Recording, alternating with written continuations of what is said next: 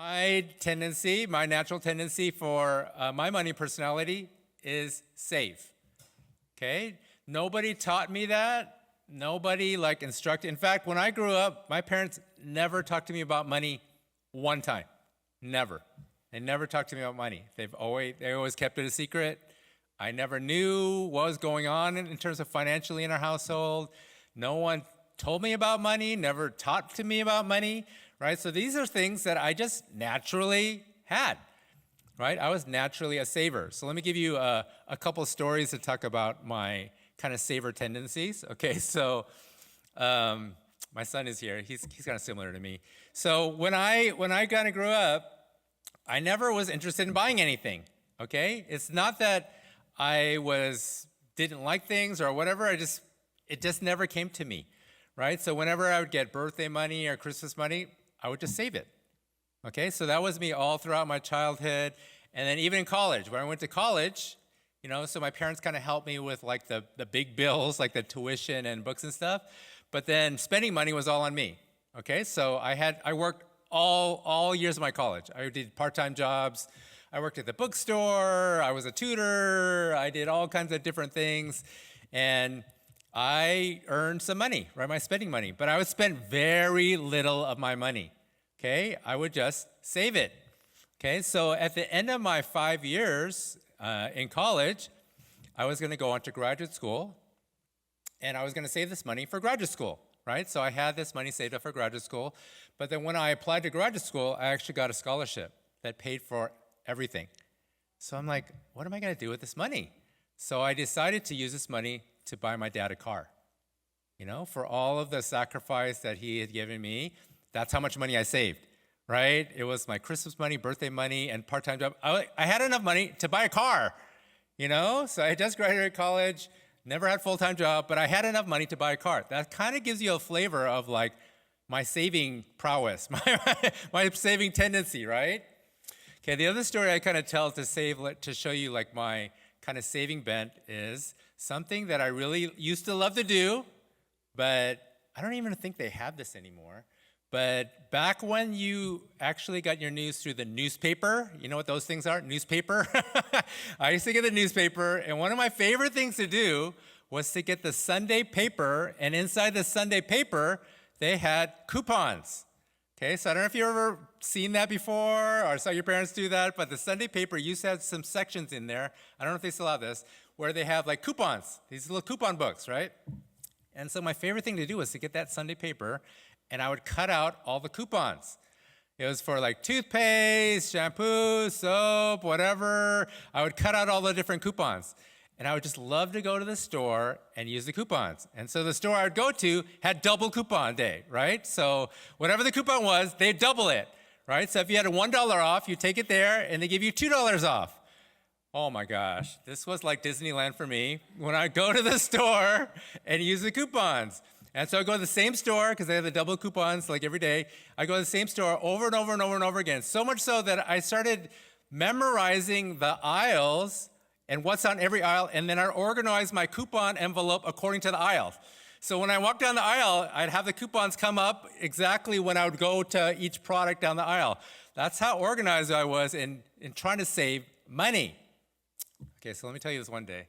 So this one day, I was looking, I don't know how I found this advertisement, but there was this Kmart near our house, but they had a super Kmart. Okay, I don't know if you've seen a super Kmart where they have this bigger size Kmart, and they had a grocery store and stuff. And to advertise for this super Kmart, they had triple coupon day. I was like, oh my gosh, I'm there, right? And so I have my coupon book, and then I cut out all the coupons, and then I went there, and then I went to town, right? So I bought everything on my coupon list and all these different things. And then when I go to check out, guess how much I paid? So I had probably maybe around $100 worth in my cart. How much did I pay? Zero. I paid zero for this $100 worth of items in my cart. I can't tell you how happy I was in that day, right? And the reason I could is because they tripled it, right? So some of the coupon tripling was more than the actual price of the product, right? So I actually made money on a lot of the different items that I did, and I ended up paying zero. right? And I was so happy. I was so proud. I was showing my wife this list, and I was like, I was putting it on the refrigerator, like hanging up with my magnet that had this receipt. That's me, okay? That was me all growing up. And again, nobody had to teach me how to do this, but this was just kind of natural for me, okay? So I had a natural personality as a saver. Okay, so I want to give you all that background because what I'm going to share with you is actually a big revelation from the Lord. He's had to really change my perspective about money. Luke chapter 12, Jesus tells this parable saying, the land of a rich man was very productive. And he began reasoning to himself saying, what shall I do since I have no place to store my crops? Verse 18, then he said, this is what I will do. I will tear down my barns and I'll build larger ones. And there I will store all my grain and all my goods. And I will say to my soul, I love how he just talks to himself. He say to my soul, soul, you have many goods laid up for many years to come. Take your ease, eat, drink, and be merry. Okay? So we have this landowner. He's got this big estate, and his big estate is producing a lot of goods. So much so that his current barns can't hold all the amount that his land is producing. Okay, his solution is, I know what I'll do. I'll just tear down these small little barns and I'll build bigger barns so I can really take in all of the things that the land is producing. That's his plan. Okay, then at the end in verse 19, he says, soul, you have many goods laid up for many years to come. Just take it easy. Eat, drink, and be merry. Okay, that was his saying. Then in verse 20, but God said to him, you fool, this very night your soul is required of you. And now who will own what you have prepared? So it is with man who stores up treasure for himself and is not rich towards God. Okay, so from this parable, we can learn a couple things. First thing we can learn is what I just shared with you. Money is meant to be used, not hoarded. So he was just kept hoarding more and more and more and more of his money when God was saying, look how foolish it is of you. You kept just hoarding, when you could have actually used this for my purposes. That's what he says when he says, if you just store up treasures for yourself and you're not rich towards God, if you're not using your monies for purposes that God has given it to you, that it's a waste. It's a waste. You don't want to just keep storing up and storing up and storing because we don't know how long we're going to be here. We need to start using and directing our soldiers. When we look at this money, we also see that we can't keep saving and saving because we don't want to hoard these things to ourselves. Okay? Now, when I look at this is kind of hard for me. Like I said, I'm a natural saver. So when you look at this, you might get the idea, well, maybe it's not good to save at all. Maybe you just want to spend everything, right? But that's not true. Let's take a look at some of the other verses. In Proverbs chapter 21, verse 20, it says, There's precious treasure and oil in the dwelling of the wise, but a foolish man swallows it up. Okay? He's saying that the wise person has precious treasure and oil inside of their dwelling, but the foolish man just spends it all right away. He doesn't let anything accumulate. Look at Proverbs 6, verses 6 through 8. It says, Go to the ant, you sluggard, observe her ways and be wise, which having no chief, officer, or ruler, prepares her food in the summer and gathers her provision in the harvest. He's saying, look at nature. Look at the ants. Look how smart they are. They don't have anybody telling them what to do. They don't have a chief or an officer or a ruler giving them instruction that they're supposed to save away and prepare for the wintertime. They just do it naturally. They're kind of similar like me. I'm like an ant, right? No one told me to do that, but just my natural sense was to save. When we look at Proverbs 21:20, when we look at Proverbs 6 through 8, it's clear. The Bible instructs us to save. So what is it? Do we not save or do we save? The issue here is not saving. The issue is our heart. The issue is our heart. When we look at money, money is supposed to be used. It's supposed to be used for our purposes and for God's purposes. But that doesn't mean that we shouldn't save. We should save, but we can't let money have our heart. I said this saying last time, and it bears repeating, that we need to let money serve us. We can't serve money. Okay? But that often I found it's the reverse that happens. We end up serving money.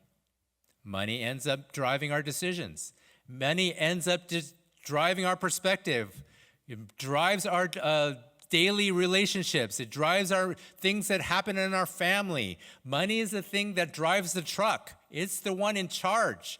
Money is determining what our outlook is, what our plans are. Money is going to determine where we live, what we do, how we work. Money is going to determine how much we work. Money is going to determine all of these things in our lives. And when we see that, we have it backwards. We're not supposed to serve money. Money is supposed to serve us. It's supposed to serve us and God's purposes. Money is supposed to enable us to go and to do what God wants us to do, not prevent us from doing it. I shared this a little bit last time, but one of the things that I've really seen, whether it's in my life or other people's lives, that money is often the biggest deterrent to making changes in your life. Money is often the biggest deterrent to making changes in your life. And a lot of times we're in a stage of life that God is calling us to come out of and to go to a new season, but we can't do it because of fear, because of money, because we're afraid. And when we have that fear, then we can really recognize something has happened that God really intended us not to happen, that money has our heart. And God is saying, money can't have your heart. I have to have your heart. Don't let money have your heart. Don't let money be the driver. Like we said before, money is an important part of our lives. It's not saying to be ignorant of that and say you don't need any money. You need money in this world to function and to live, right? But money can be a passenger, but it shouldn't be the driver. Money can be a passenger, maybe in the back seat, but not the driver. God has to be the driver. He has to be the one directing you. He has to be the one directing your decisions, directing the things that you want to do in life, directing your purposes and your goals. God should be the one directing you, not money. Because if you let money into the driver's seat, you're going to be a slave to money. Money is going to have you instead of you having it. And we have to reverse that trend. If you think that money is driving you and everything you have, we have to see that God says you need to flip the script. You need to have that the other way around. You need to have the money. You can't have money have you, right? So that's where we need to draw the line and say, we can't let that happen. We can't let money have us. We can't let money determine what we think we're going to do. We can't let money determine our plans. We have to let God direct our plans. Now, when God directs our plans, will that include money? It will. It will include money. Whether it's in earning money, whether it's in spending money, whether it's in giving money, whether it's in investing money, whether it's multiplying money, whether it's doing whatever with money, God knows. He knows that's part of our life. He knows that's part of how the world works. And the passage that we looked at last time saying, and we need to be smart about it, just like the rest of the world is smart about it. Just like those who don't know God are really smart about their money, he's saying you need to be equally smart because you know actually what comes out on the other end, at the end of the life. Like what the parable in this passage talked about, the rich landowner didn't realize that truth. He couldn't see what's on the other side. He couldn't see the reality of what's really important. And when it came to the end, he wasn't able to use what God gave him. So when we look at our money, we look at the different things you can direct your soldiers to. You can direct your soldiers to spend. And ultimately, all of our money is meant to be spent, is to be used. Is to be used in some time, whether in the current or in the future. Okay? You can direct your money towards savings, and savings is good. Savings is wise. Savings is important. Okay? But savings can't have our heart. And I think that was one of the things, the biggest things that I had to kind of change in my savings, because I really felt like savings had my heart. Savings made me feel safe. Savings made me feel secure. Savings made me feel comfortable, right? And so when I looked at it, what was I trusting for my future? It was my savings instead of the Lord. Who has our future? Is it God, or is it our savings? Is it how much money we have in our bank account or in our IRA that gives us a sense of security for the future? Or is it because we have the God of the universe who owns everything as our Father? Is that our security? And the Lord started addressing my own heart, right? It's addressing my heart is like, why am I keep doing this? Why am I kind of going overboard on the savings thing? And I started realizing it's about control and about security. I needed to be in control. I couldn't let go of control. I needed to feel secure by the money that I had.